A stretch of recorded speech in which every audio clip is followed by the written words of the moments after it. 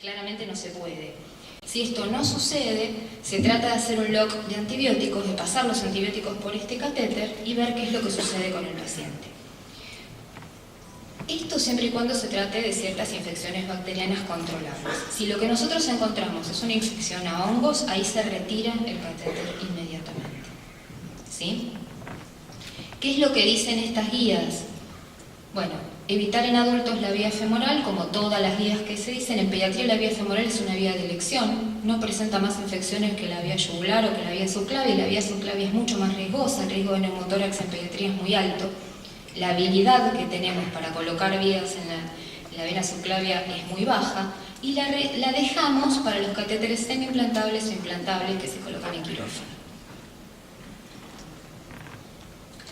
Con respecto a lo que yo les decía de esta disquisición que se debe hacer entre la fuente del catéter como fuente de infección versus el intestino del paciente que está injuriado, que no es una membrana que lo proteja, sino que es una membrana abierta a la traslocación bacteriana, hay un trabajo muy interesante que hicieron, un posanálisis de bacteriemias que hicieron en México, que lo traje porque me parece que no estamos tan lejos de la realidad de los mexicanos y que podemos hacer nuestros propios análisis de estas cuestiones en los servicios. Y cuando reclasificaron las bacteriemias en relación con lo que el CDC llama bacteriemia relacionada a la injuria intestinal confirmada por laboratorio, esas son las siglas que ustedes ven ahí en MBI, LCBI.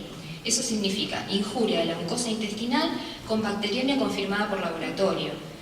Como bien dijo Elena hoy, no es una cuestión clínica. La sospecha clínica puede estar por el tratamiento del paciente. Sabemos que la barrera intestinal en el paciente oncomatológico está complicada. En el paciente séptico está complicada. Pero nosotros, para decir que esta bacteriemia está relacionada con esto, tenemos que confirmar por laboratorio. ¿Y qué pasó? Que encontraron que de 55 eventos que tenían de bacteriemia, cuando los reclasifican, una gran porción tenía criterios de bacteriemia por injuria intestinal.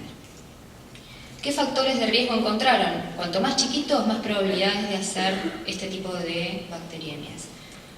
Los neutropénicos presentaron una proporción mucho mayor de injuria de la mucosa intestinal y de bacteriemias asociadas a esto.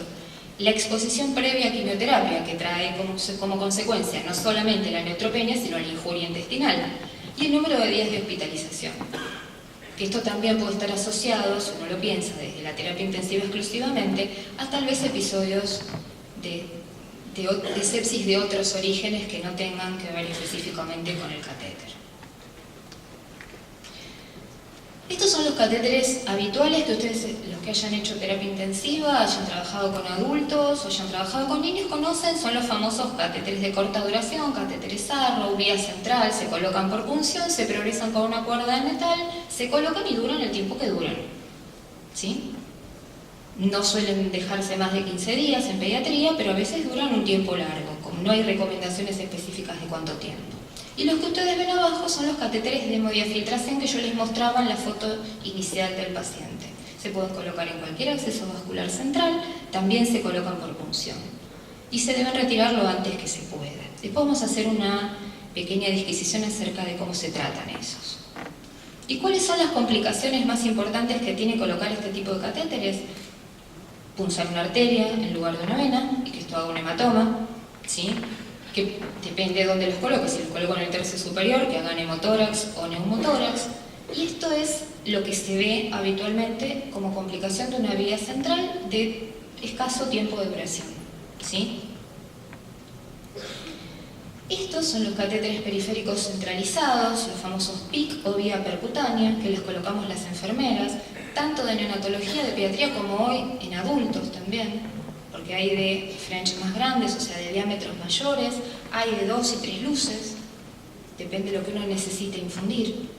A veces necesitamos colocar uno de 2 luces, a veces necesitamos uno de una sola luz porque solo vamos a pasar nutrición parenteral total, por ejemplo, o solo antibióticos, y podemos utilizar una vía periférica para otras cosas, ¿sí? Decidamos lo que decidamos, según la primera diapositiva que les mostré, que es donde se toma la decisión de qué catéter colocar, estos catéteres son colocados con la misma técnica séptica, son colocados por las enfermeras y monitoreados por las enfermeras. tienen ventajas y desventajas, y los vamos a ver en otra diapositiva. Estos catéteres son los implantables, los famosos porta-cat, se colocan en quirófano, hay que hacer una intervención para colocarlos, generalmente la vía de elección es la subclavia. Ustedes por fuera de la piel solo van a palpar la cápsula del catéter, ¿sí? El reservorio, portal, cámara, que tiene una membrana de silicona, que es a donde ustedes van a incidir una aguja específica y a partir de ahí van a llegar al torrente sanguíneo rápidamente. Ustedes ven ahí el dibujo de la aguja y el conector que tiene. Ventajas: los pacientes se van a la casa con esto puesto, sin incidir en nada sobre la piel, se les hace un cierre con heparina, se van a su casa y transcurre el resto de su terapéutica.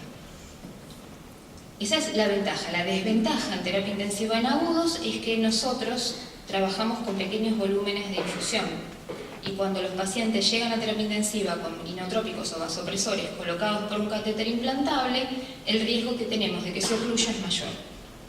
Es decir, este paciente, aún teniendo este catéter, tiene que tener una vía central de corta duración donde nosotros podamos infundir vasopresores. Pues si nosotros ponemos a 0,5 a 1 mililitro hora en estos catéteres, el riesgo de que se haga un trombo y el catéter se tape es altísimo y hay que retirarlo si se ocluye y no podemos desocluirlo. Nosotros utilizamos una solución para desocluir este tipo de catéteres que es la misma que ustedes utilizarían para un ACV, un activador del plasminógeno, ¿sí? El famoso RTPA. Es carísimo, es carísimo. Entonces tratamos de que los catéteres no se tapen porque el día que no haya hay que sacarlo. O sea, esto es así. Nosotros tenemos esa opción y no muchos lugares la tienen. Entonces, el primer riesgo es menos de 10 mililitros de infusión en estos catéteres implica riesgo de que se ocluyan. Se ocluye, no se puede desocluir, hay que sacarlo. Y yo no puedo lavar un goteo de adrenalina. Entonces, es un catéter que tiene determinados cuidados y determinadas desventajas. Estos son los famosos semi-implantables o tunelizados. Son los más utilizados en el paciente hematológico, fundamentalmente trasplantado de médula, ¿sí? El paciente se va a su casa con este catéter cerrado, como esa nenita o nenito que ustedes ven en la foto. ¿Cuál es el desafío mayor? Que el chico está en la vida con esto para afuera. Es decir, que el desafío mayor es que no vuelva a su casa con la infección. El desafío mayor es entrenar a la familia para que evalúe el sitio de punción, para que no remueva innecesariamente la curación. Estos pacientes se van muchos días a su casa o a la sala de internación general con esto. Y lo baña la mamá, se ocupa la mamá. Es decir, la evaluación permanente de la zona del sitio de inserción, sí o sí, tiene que ir cubierto con un apósito transparente, ¿sí? Como ustedes lo están viendo. Esto tiene que ver con un trabajo que hicieron en un centro oncológico que tenía muchos casos de trasplante de médula ósea, muchos casos de cáncer al año y que ya tenía un bundle de cuidado de catéteres. ¿Qué hicieron? Decidieron mejorar este bundle. Apostaron a otro tipo de capacitación y que este bundle tuviera solamente 3 puntos nuevos. Que se discutiera todos los días la necesidad de utilizar este catéter, es decir, de accesar este catéter, para utilizar un neologismo de traducción. Es decir, ¿yo necesito usarlo para infundir efectivamente algo? La segunda pregunta es, ¿hay correcta asepsia en el procedimiento de acceso a ese catéter? Y la tercera era la asepsia en el cambio de guías. Cuando empezaron este proceso, empezaron a bajar las infecciones. En principio porque ya no se utilizaban los catéteres para aquello que no es necesario utilizarlos, fundamentalmente. Y cuando se utilizaban se tomaban recaudos aún mayores. Aún así, aún implementando este segundo bando de trabajo, encontraron que los catéteres semi-implantables que les acabo de mostrar eran los que mostraban mayor riesgo de infección. En mi servicio, y esto por ahí off the record les cuento cómo funciona la dinámica, nosotros los utilizamos para sacar todas las muestras diarias del laboratorio inclusive. Es decir, que tenemos que ingresar al catéter 1, 2, 3 veces al día para tomar muestras de laboratorio en estos pacientes para no hacer punciones periféricas. Es decir, que el cuidado del acceso al catéter es todavía mayor, porque piensen que no solamente retiramos sangre, sino que después tenemos que lavar todo ese sistema para que esa sangre no quede pegada a las paredes del catéter y favorezca aún más que ese biofilm no solamente esté ahí, sino que además engordan y crecen más rápido. Eso también es todo un trabajo. Pero lo que yo le quería traer era esto. Aún teniendo todas las precauciones, hay catéteres que presentan mayor dificultad para controlar estas infecciones que otros. ¿Qué pasa con los catéteres de PICC? Que yo les decía hoy que tienen ventajas y desventajas. La ventaja es que utilizo una vía periférica. Es decir, que yo puedo entrar por la basílica, puedo entrar por la axilar, puedo entrar por las venas del dorso de la mano, por las venas de las piernas, como yo quiera. El cuello, siempre que utilice la yugular externa, estoy dentro por las femorales. Es decir, teniendo un grupo de enfermeras entrenadas en colocarlas, es un procedimiento estéril, controlado, sencillo, largo, pero sencillo. No tengo riesgo de neumotórax porque no estoy utilizando cuerda de piano, o sea, no estoy utilizando un interruptor de metal. Duran mucho, tienen muchas posibilidades en cuanto a el diámetro interno y el número de luces, y no necesito suturarlos. No necesito suturarlos a piel. Esto implica disminuir también las infecciones en el sitio donde está el catéter colocado, porque sabemos que en esa zona que se incide colocando la sutura también aumenta el riesgo de infecciones. Pero estos catéteres, al no estar suturados, también corren el riesgo alto de desplazarse. ¿Qué se está viendo ahora? Que hay apósitos que vienen con sus propias tiras estériles en las cuales se puede sostener el catéter por fuera del sitio de punción para evitar este movimiento o limitarlo lo máximo que se puede. Pero el riesgo cuando se cambian las curaciones demasiado frecuentemente, porque hacemos más de lo que tenemos que hacer, es de traccionar este catéter y en el fondo tampoco terminamos sabiendo dónde está puesto, porque lo vamos sacando y no es como en un catéter de corta duración que yo estoy viendo hasta dónde está insertado. Acá es una laminita finita que no está marcada exactamente. Entonces, eso es una de las desventajas. El riesgo de desplazamiento es la desventaja fundamental, más si se está trabajando con chicos, más si ese chico está despierto y se mueve y se toca. Y yo les aseguro que, miren chicos, el paciente cuando se despierta en terapia intensiva, el paciente pediátrico, solamente de la escala de Glasgow tiene retiro de tubo, retiro de suelo. Es un Glasgow particular del paciente pediátrico, es la mano al tubo y la mano al catéter. Todo lo demás sigue dormido, sigue en una nube, pero la mano al tubo y la mano al catéter no fallan. Entonces, estos tienen mayor riesgo de desplazamiento y mayor riesgo de trombosis. Son catéteres que son muy finitos, pero que tienen mayor riesgo de hacer un trombo en la punta. Y este trombo migrar hacia el resto de la vasculatura. También hay que tener muy en cuenta que cuando uno lo coloca, ¿qué va a infundir? Porque también se tapan con mucha facilidad. Es decir, dentro de su ventaja tiene que se infectan menos, que duran más, que no hay que colocar una cuerda de piano, que lo puede poner un grupo entrenado de enfermería y que duran mucho.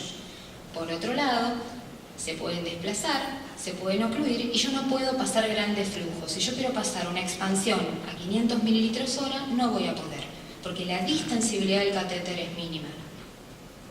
Entonces yo tengo que saber que cuanto más finito es, menos riesgo de trombosis, pero menos volumen voy a poder infundir. Hasta acá vamos viendo más o menos ventajas y desventajas de una vía que no es la más frecuente de ver en los servicios, pero que cada vez se está utilizando más. Esto solamente es para cuando ustedes, yo sé que les encanta sacar copias de las diapositivas o fotos, solamente es una lista de cosas que pueden pasar, que tenemos factores de riesgo que están relacionados con los mismos catéteres, tenemos factores de riesgo que están relacionados con los pacientes, tenemos factores de riesgo que están relacionados con la zona en la cual incidimos. Es decir, si vamos a hilar fino, en realidad hay muchas cosas por las cuales un catéter puede volverse disfuncional. La idea es ir conociendo diferentes cosas que nos permitan evaluar diariamente la necesidad, por un lado, de continuar con ese catéter colocado, que cuanto más rápido lo saquemos mejor, y si es un catéter de larga duración que no lo queremos sacar, que sea lo más funcional posible y no haya que sacarlo porque se trombosó, porque se tapó, porque se infectó, ¿sí? Porque bueno, de eso depende la vida del paciente. Nosotros solemos decir que muchas veces de estos catéteres depende la vida del paciente. Una de las cosas cosas que se vio es que los catéteres de punción periférica centralizados, como son los PIC, presentan mayor número de trombos. Estos mayor número de trombos y mayor número de trombosis venosa profunda se asocia también al riesgo de tromboembolismo pulmonar. Es decir, cuando se ven la asociación entre una cosa y la otra, lo que se busca es saber, bueno, ¿cuál es el mayor riesgo? ¿Cuáles son los catéteres que generan mayor riesgo?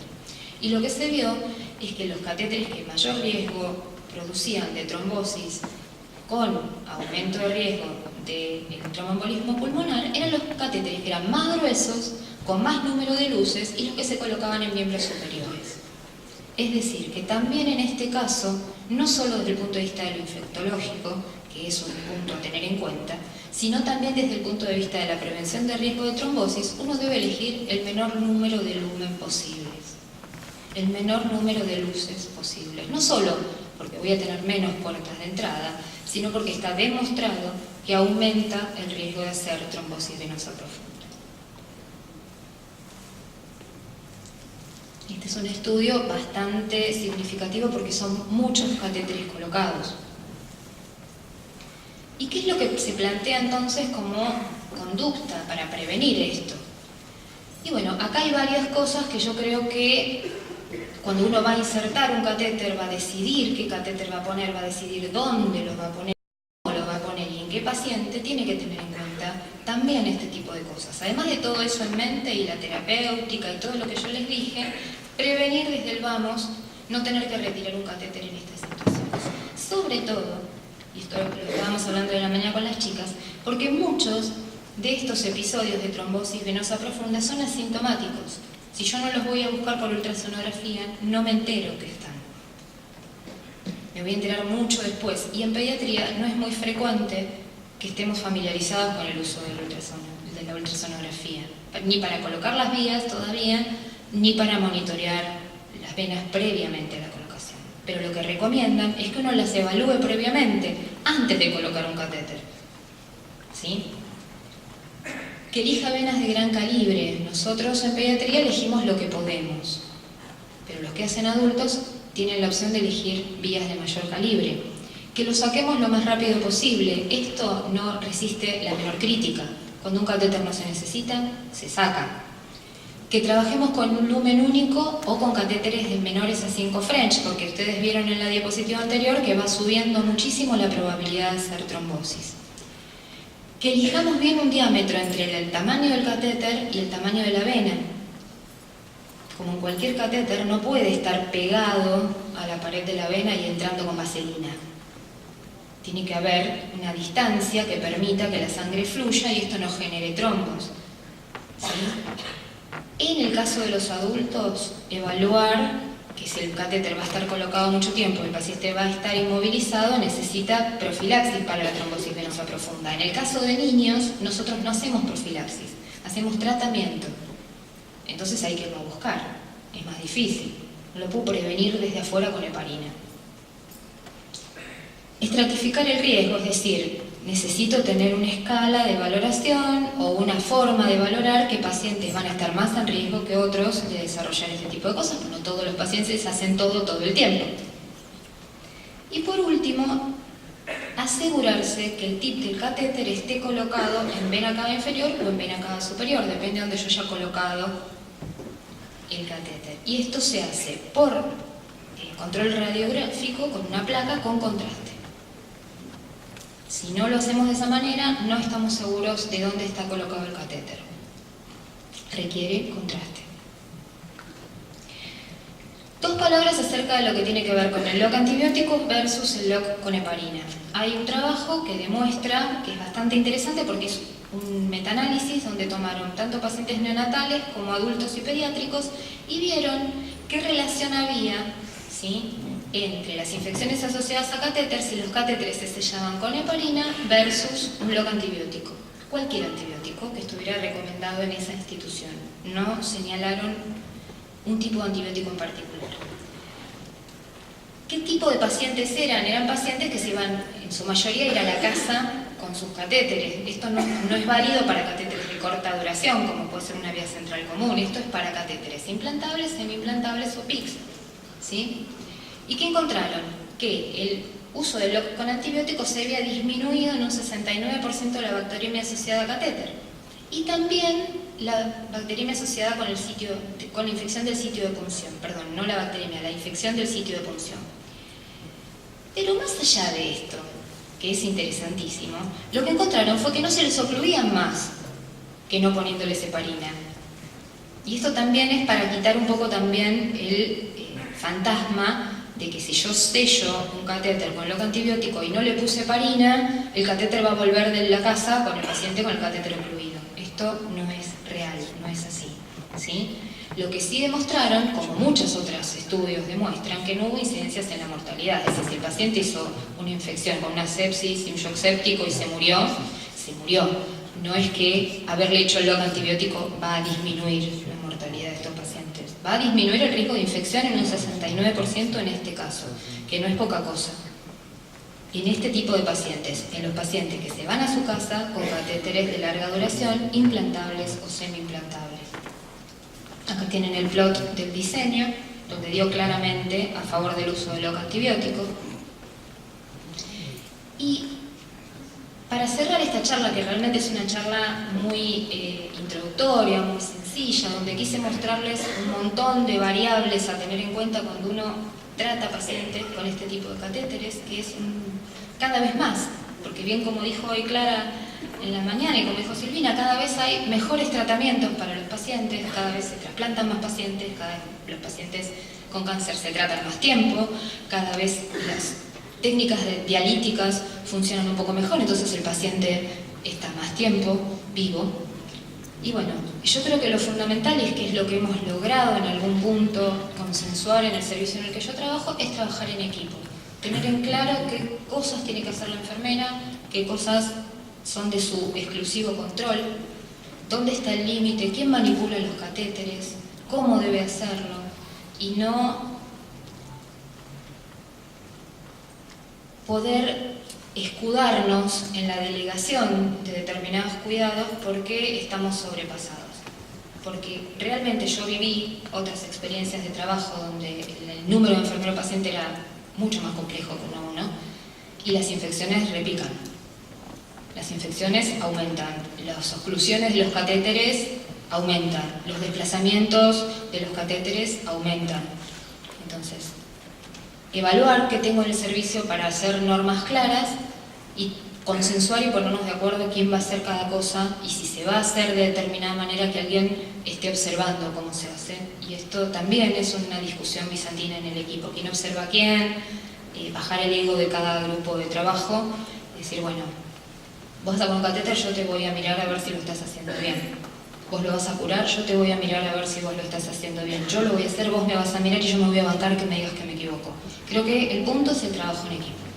Y les dejo esta como para que nos hagan todas las preguntas que quieran. Yo creo que ya me excedí en el tiempo como siempre, pero bueno, un poquito nada más. Gracias.